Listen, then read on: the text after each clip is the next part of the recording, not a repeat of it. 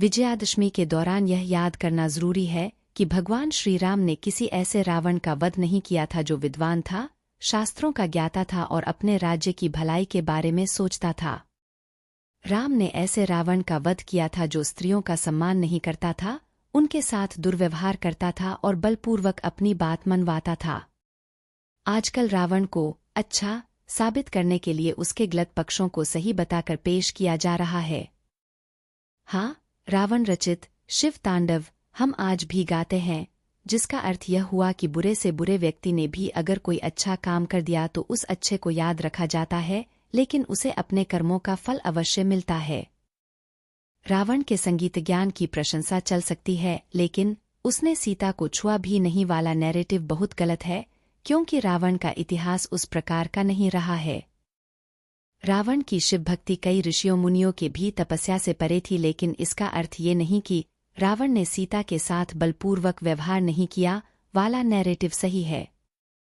रावण ने क्या अपहरण करते समय सीता पर अपने बल का प्रयोग नहीं किया था? लंकापति का इतिहास वाल्मीकि रामायण के ही एक अंश से पता चलता है, जो महर्षि वाल्मीकि द्वारा रचित है और जिसे रामकथा का मूल माना जाता है। रंभा का नाम आपने सुना होगा। वह स्वर्ग की अप्सरा थी जो तमाम नृत्यों और कई कलाओं में पारंगत थीं। आगे बढ़ने से पहले एक और बात बताना जरूरी है कि रावण और कुबेर भाई थे। कुबेर के पुत्र का नाम था नलकुबेर। रंभा नलकुबेर की प्रेमिका थी और इस रिश्ते से वह रावण की बहू लगती थी। एक दिन जब वह अपने प्रेमी से मिलने जा रही थी, तभी रावण उसकी सुंदरता पर मोहित हो गया और उसने रंभा से आपत्तिजनक बातें पूछी। रावण ने रंभा से पूछा कि वह इतना सज-धज कर किसको तृप्त करने जा रही है। रावण ने इसके लिए संस्कृत में भोक्ष्यते शब्द का प्रयोग किया, जो दिखाता है कि वह स्त्री को उपभोग की वस्तु समझता था। रंभा ने रावण को रिश्ते नातों की याद दिलाई। रावण ने पहले तो मानने से इनकार कर दिया कि वह उसकी पुत्रवधू है, लेकिन जब रंभा ने नलकुबेर के बारे में बताया तो रावण ने फिर आनाकानी शुरू कर दी। उस समय रंभा काफी डरी हुई थी और देवताओं को भी जीत चुके रावण के बारे में उसे पता था कि वह कुछ भी कर सकता है। डर से कौप रही रंभा को शायद यह नहीं पता था कि रावण अपनी दुष्टता के कारण रिश्तों नातों की भी परवाह नहीं करेगा। क्या आपको पता है, जब यह साबित हो गया कि रंभा रावण की पुत्रवधू है, तब रावण ने क्या जवाब दिया? रावण ने कहा कि सारे रिश्ते नाते सिर्फ उन्हीं स्त्रियों के लिए होते हैं जो किसी एक पुरुष की पत्नी होती हैं। साथ ही उसने घमंड से चूर होकर अपनी वीरता का बखान किया और यहाँ तक कहा कि अश्विनी कुमार सहित दुनिया का कोई भी पुरुष उससे बेहतर नहीं है। मर्यादा पुरुषोत्तम राम जहाँ शबरी के झूठे फल खाते थे, रावण किसी भी स्त्री की तरफ सही नजर से नहीं देखता था। वाल्मीकि रामायण के अनुसार रावण ने रंभा से 7 कुकर्म किया। राक्षसराज रावण ने रंभा को बलपूर्वक शिला पर बिठाया और फिर कामभोग में लीन होकर बलपूर्वक उसके साथ समागम किया। रंभा के पुष्पहार टूट गए, उसके द्वारा धारण किए गए आभूषण बिखर गए और व्याकुलता से वह पीड़ित हो उठी।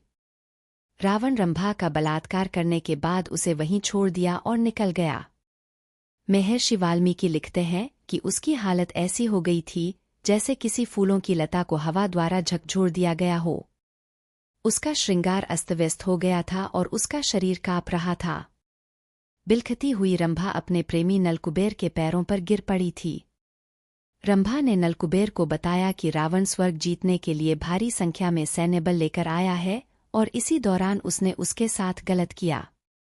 नलकुबेर महामना थे। उनमें ब्राह्मण सी धर्मशीलता और क्षत्रिय सी वीरता थी। अपनी प्रेमिका के साथ हुए अत्याचार से क्रुद्ध होकर नलकुबेर ने उसी क्षण रावण को श्राप दिया कि आगे से उसने किसी भी स्त्री के साथ बलपूर्वक समागम करना चाहा तो उसके सिर के टुकड़े हो जाएंगे। अर्थात रावण तब तक किसी स्त्री के साथ संभोग नहीं कर सकता था जब तक वह ऐसा न चाहती हो।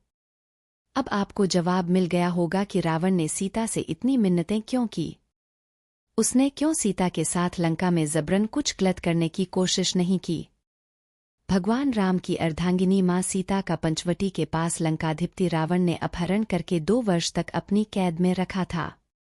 लेकिन इस कैद के दौरान रावण ने माता सीता को छुआ तक नहीं था। तो ऐसा क्या कारण था कि रावण ने सीता माता को छुआ तक नहीं? क्या माता सीता में सतीत्व की शक्ति थी या कि रावण डरता था भगवान राम से? कहीं ऐसा तो नहीं कि रावण ने कोई वचन धारण कर रखा हो या वह किसी शाप से बंधा हो? रावण जब सीता के पास विवाह प्रस्ताव लेकर गया तो माता ने घास के एक टुकड़े को अपने और रावण के बीच रखा और कहा, हे रावण, सूरज और किरण की तरह राम सीता अभिन्न है। राम व लक्ष्मण की अनुपस्थिति में मेरा अपहरण कर तुमने अपनी कायरता का परिचय और राक्षस जाति के विनाश को आमंत्रित कर दिया है। तुम्हारे को श्रीराम जी की शरण में जाना इस विनाश से बचने का एकमात्र उपाय है, अन्यथा लंका का विनाश निश्चित है। सीता माता की इस बात से निराश रावण ने राम को लंका आकर सीता को मुक्त करने को 2 माह की अवधि दी। इसके बाद रावण या तो सीता से विवाह करेगा या उसका अंत। रावण ने सीता को हर तरह के प्रलोभन दिए कि वह उसकी पत्नी बन जाए। यदि वह ऐसा करती है तो वह अपनी सभी पत्नियों को उसकी दासी बना देगा और उसे लंका की राजरानी। लेकिन सीता माता रावण के किसी भी तरह के प्रलोभन में नहीं आईं। तब रावण ने सीता को जान से मारने की धमकी दी, लेकिन यह धमकी भी काम नहीं कर पाई। रावण चाहता तो सीता के साथ जोर जबरदस्ती कर सकता था, लेकिन उसने ऐसा नहीं किया। आखिर इसके क्या कारण थे?